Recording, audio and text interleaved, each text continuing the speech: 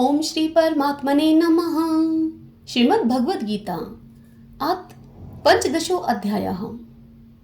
श्री भगवान बोले, हे अर्जुन, आदि पुरुष परमेश्वर रूप मूल वाले और ब्रह्मा रूप मुख्य शाखा वाले जिस संसार रूप पीपल के वृक्ष को अविनाशी कहते हैं तथा वेद जिसके पत्ते कहे गए हैं, उस संसार रूप वृक्ष को जो पुरुष मूल सहित तत्व से जानता है वह वेद के तात्पर्य को जानने वाला है।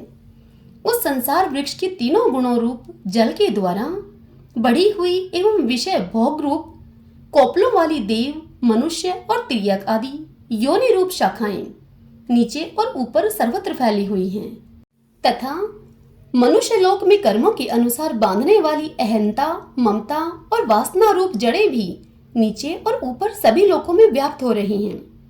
इस संसार वृक्ष का स्वरूप जैसा कहा है वैसा यहाँ विचार काल में नहीं पाया जाता, क्योंकि न तो इसका आदि है और न अंत है तथा न इसकी अच्छी प्रकार से स्थिति ही है।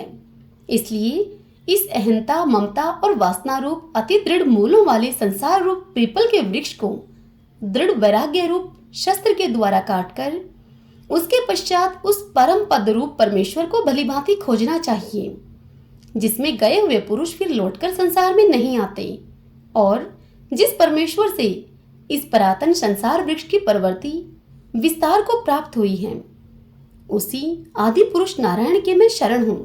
इस प्रकार दृढ़ निश्चय करके उस परमेश्वर का मनन और निधि ध्यासन करना चाहिए, जिसका मान और मोह नष्ट हो गया है, जिन्होंने आसक्ति रूप दोष को जीत लिया है, जिनकी परमात्मा के स्वरूप में नित्य स्थिति है और जिनकी कामनाएं पूर्ण रूप से नष्ट हो गई हैं, वे सुख दुख नामक द्वंद्वों से विमुक्त ज्ञानी जन उस अविनाशी परम पद को प्राप्त होते हैं। जिस परम पद को प्राप्त होकर मनुष्य लौटकर संसार में नहीं आते, उस स्वयं प्रकाश परम पद को न सूर्य प्रकाशित कर सकता है, न चंद्रमा और न अग्नि ही। वही मेरा परम धाम है। इस देह में यह सनातन जीवात्मा मेरा ही अंश है और वही इन प्रकृति में स्थित मन और पांचों इंद्रियों को आकर्षण करता है।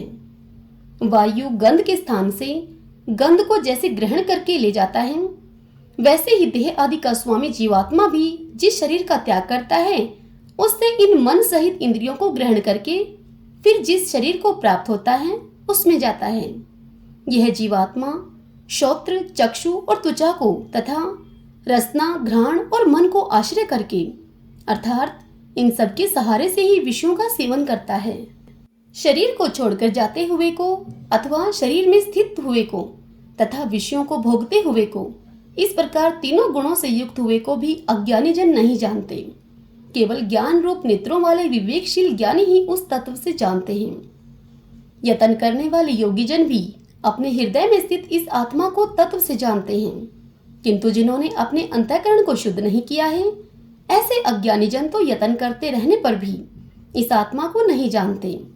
सूर्य में स्थित जो तेज संपूर्ण जगत को प्रकाशित करता है तथा जो तेज चंद्रमा में है और जो अग्नि में है, उसको तुम मेरा ही तेज जान।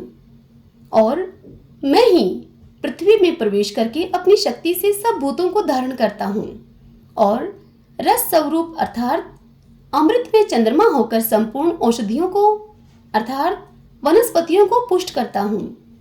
हे अर्जुन, मैं ही सब प्राणियों के शरीर में स्थित रहने वाला प्राण और अपान से संयुक्त वैश्वानर अग्नि रूप होकर 4 प्रकार के अन्न को पचाता हूँ।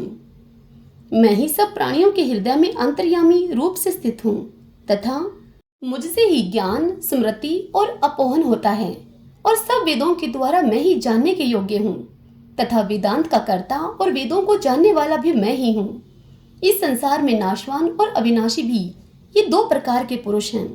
इनमें संपूर्ण भूत प्राणियों के शरीर तो नाशवान और जीवात्मा अविनाशी कहा जाता है। इन दोनों से उत्तम पुरुष तो अन्य ही हैं, जो तीनों लोकों में प्रवेश करके सबका धारण पोषण करता है।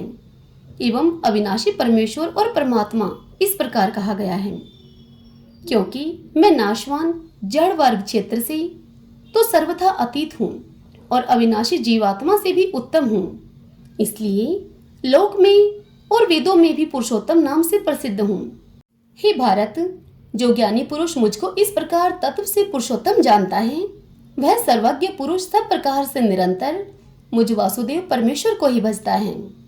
हे निष्पाप अर्जुन, इस प्रकार यह अति रहस्य युक्त गोपनीय शास्त्र मेरे द्वारा तुम्हें कहा गया। इसको तत्व से जानकर मनुष्य ज्ञानवान और कृतार्थ हो जाता है। हरि ओम तत्सत। ओम श्री परमात्मने नमः।